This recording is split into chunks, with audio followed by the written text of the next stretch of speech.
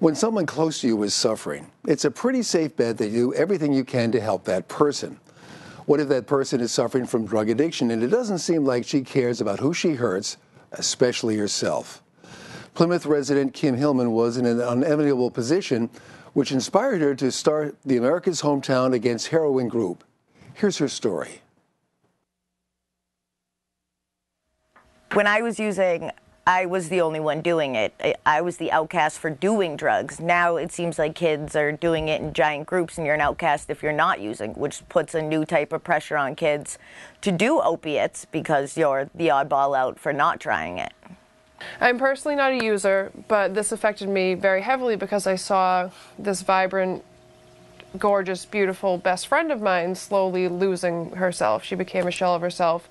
And I was the same as people that don't understand addiction. You know, why couldn't she just go to one of the detoxes and get clean and come home and everything would go back to normal? But when she kept progressing deeper and deeper into the addiction, I decided to do more research to really understand what she was going through.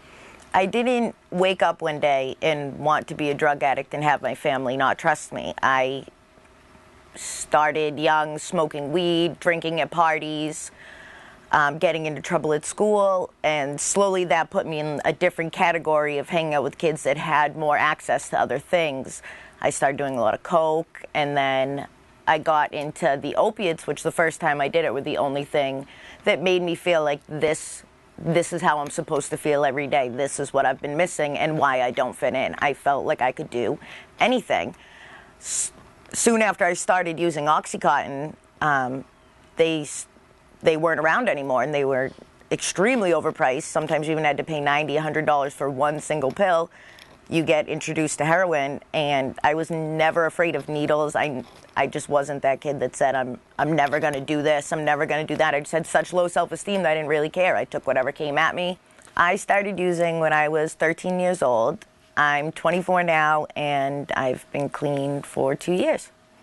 Our group is mainly right now focused on raising awareness to the problem and also trying to reduce the stigma attached to being an addict. Right now, unbelievably so, it's still looked at as really taboo, an embarrassment. You know, parents are afraid to admit to their friends at a dinner party that their son or daughter is struggling from addiction.